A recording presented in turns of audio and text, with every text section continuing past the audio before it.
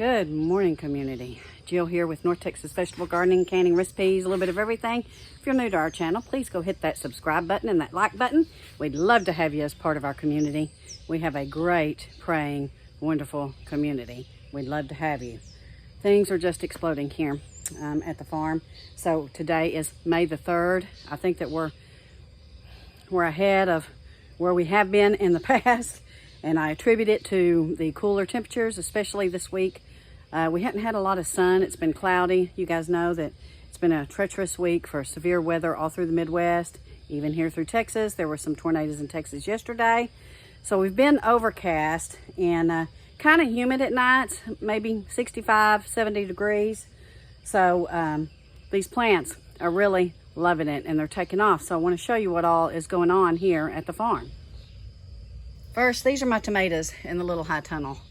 You know, guys, I call this my kitchen garden. Look at these vines, man. They have just exploded in growth this week. And so let me show you what I got growing. So I have these down here. I have several here. I have a cluster. Ooh, let me get the camera around here. I have a cluster of tomatoes here. There are tomatoes all throughout these vines. Now I need to get these trellised up, and you guys know that I use these tomato clips here. These make things so much easier. And look at this cluster of tomatoes here. And then I tie them up on this pole. Now Greg does it differently in the big high tunnel, and we'll discuss that here in a minute. But yes, I am seeing just so many tomatoes in here, and I'm really hoping that we're going to have some ripen up by mid-May, and if not, it will be shortly after that. But yes, we've got lots of things going on here on our tomato plants.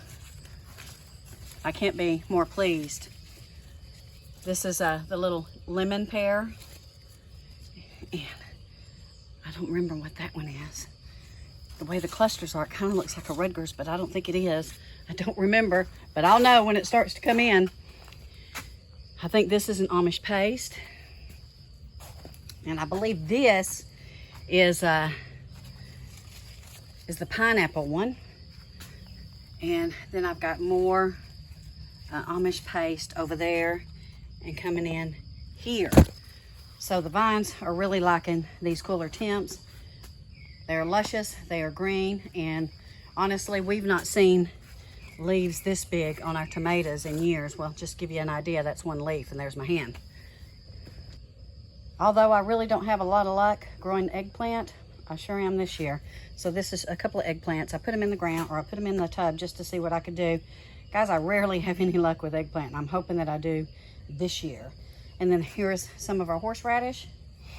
Here's some of our basil. Now for your basil, you want to pinch off when it starts to flowering out, because you want the plant to get bushier and thicker.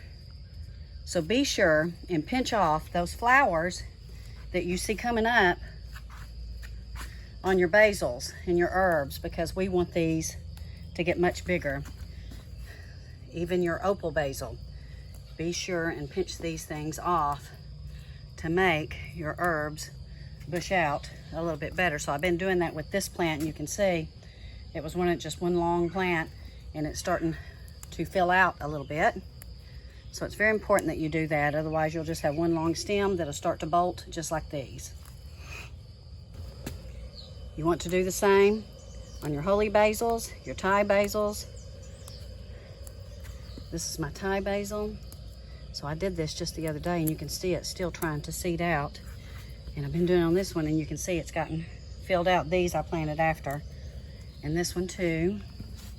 So it's very important that you pinch these off, or you can take your pruning shears and go in there and prune them off.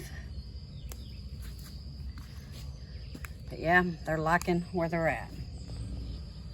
I don't even know what to say about our patty pan squash. Look how big these leaves are. Try to give you a scale here. Here's my hand, and that's one leaf. So we're having really great luck with our patty pans, and I'm seeing lots of little blooms in there. And then this is our spearmint, and it looks like I have, that's a holy basil from last year, volunteer coming up. So this is my pettypan squash. Hoping that we don't have the issue this year that we had with pollinators last year. So we got a couple little pettypans coming in. And this is my yellow squash. These, you can tell, are not going to be good, so I'm going to go ahead and get them off. The plant's really not mature enough, I think, to support fruit right now. So anywhere where I see unhealthy fruit coming in, I'm going ahead and removing that. Here's me a zucchini. Got me a nice zucchini coming in. And here are more pettypan because that has become my favorite squash. If you're not growing this, you really want to. So let me show you. So yeah, we got a couple of pettypans coming in there. And then this is more zucchini coming in. These plants are looking really, really good. This one I think is probably gonna have I don't think that one's gonna be good. I think that's gonna be blossom end rot. We kind of had that last year. But guys, it's been very damp here. And so we're gonna expect to see some things like that going on. You can see this high tunnel is really filling up and filling out and getting very green. Now next week, guess what? We look to go up to 90 degrees. I don't think rain is done with us yet. I think that we have a chance of rain pretty much next week. Look at that cluster of tomatoes in there. But anyway, it's gonna be nevertheless very hot and very humid. Our dill is looking great. I've already processed quite a bit of this in the freeze dryer because I want to get it when it's tender and when it's just ferny and beautiful. So I've got dill already processed, and I've got cilantro already processed, but we will be processing a lot more. Now out here, my bush beans have gotten waterlogged. They have struggled. Look, I got some opal basil coming in out there. They have struggled this year. I've struggled with some insect pressure, with the dirt, you know, even though the dirt's really, really good. It's got a lot of earthworms in it, but it is muddy. And then in here, you know something, first off, we got hit with that 85-mile-an-hour storm that took out a bunch of these, and then we started having some insect pressure on here, but you can see some of my new seed starts are coming up, and these are bush beans as well. And this is dill. Love my dill. Sweet potatoes are looking great. So they've really exploded this week, honestly. It's been really kind of, ooh, I gotta put this one in the ground. I had these rooting in a jar, so let me put this in. And all I'm gonna do is I'm just gonna dig a spot, and I'm gonna put that right in there, and we're gonna cover that up because we wanna get as many sweet potatoes as we can in this big Vigo garden. This thing is huge. I think we're probably gonna get more. I hope we're gonna get more than we have in the past using the tubs, but guys, you can certainly use them tubs because I still have some actually in some tubs that rerooted from last year.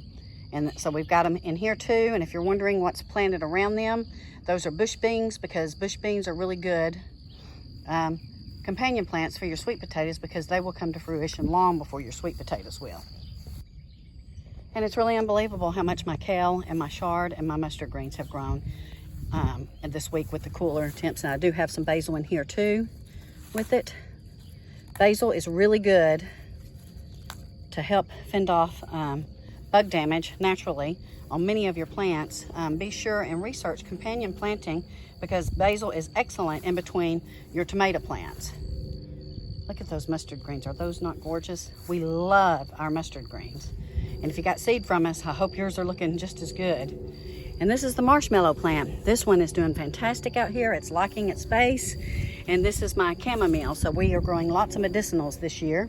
And then over here, we have more cilantro. We have, here's some more chamomile. I need to trim some of this back. But see, we're getting some insect damage. And see if we can see. This is normally, oop, looky there, aphids. So Greg's gonna have to whip up some stuff and start getting rid of these aphids. We do not want aphids to start taking hold, but these chewers are not aphids. These are more along the lines of a worm. Or look, there's a white fly or a fly. Aphids are indicative of too much nitrogen in your soil, and them and ants usually go hand in hand, and they help each other out. And so we want to get rid of those as quickly as possible. So adjusting your soil and making sure you don't have too much nitrogen, like a extended feed potting soil, probably not a good idea. Something that says feeds for 6 months, probably not a good idea. You want to kind of gain control of that yourself and make sure that you're feeding it what it really needs when it needs it, and not just letting it feed on something that may bring in some bugs and insects. Now, before I touch anything else, I need to go in and wash my hands because I don't want to transfer aphids maybe to another plant or to the high tunnel, the big high tunnel or the little high tunnel. Make sure you watch that, guys. If you have disease, if you have insects, wash your hands before you go into another venue, another part of your garden, because you don't want to transfer pest or disease, which will be very easy to do. Here's how wet it is in Texas, guys, at least where we're at. See all that? Those are mushrooms growing in our little walk area that Greg made with some of this compost, and we're gonna have to refortify it because you can see some grass coming in. Yeah, we got mushrooms everywhere. Whew, it's a beautiful morning. That sun's coming up. So here are sweet potatoes that were volunteers from last year, and we're gonna leave them alone. We're just gonna see what we get because look, they're looking really good. And this is where I got my slips from, and we have some over there too. But look at Greg's tomato plants. They are just fantastic. And you can see where he's done the companion planting of the basils in between. Are those tomatoes just not beautiful?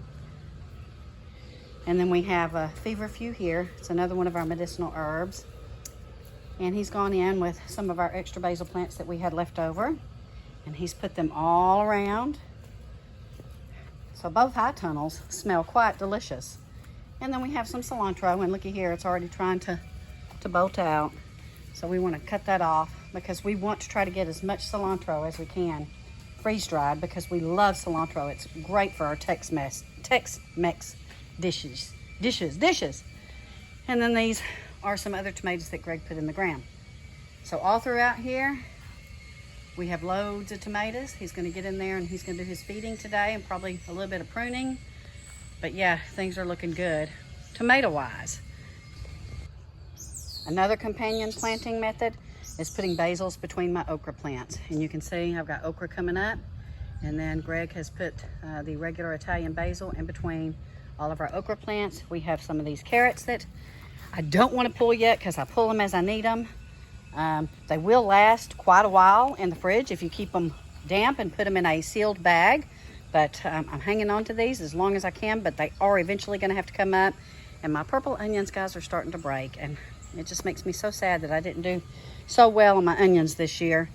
We got quite a few white onions or sweet onions, so I'm glad about that. But yeah, I have a couple in there that look okay. And then this is going to be our cucumbers. And when all of this is gone here, we're going to lay some weed cloth down and let our cucumbers grow in that direction. And so some of these are starting to come up. We're a little late on our cucumbers because we had sales and Greg had a lot of work to do. But yeah, things are looking good, and they are starting to come up. Look at that big old onion over there. And I've got a carrot that's getting ready to seed out. I have a little jalapeno plant in here, and I'm going to go ahead and snip this off because, guys, this will stunt. So I've been going through and picking some of the flowers because I want my plants to get a little bit bigger before I let them start budding out. We really want bigger plants. Here's some cilantro. So cilantro and dill are great companion planting too. So look at the difference between this marshmallow I have here and the marshmallow I showed you a while ago. So I think I'm going to transplant this somewhere outside. I don't think it's liking it in this high tunnel, and that's just fine. Now we know that we need to plant it outside. So I have some dill here that's getting ready to seed out. I'll go ahead and let it seed out because this will be my seeds for next year.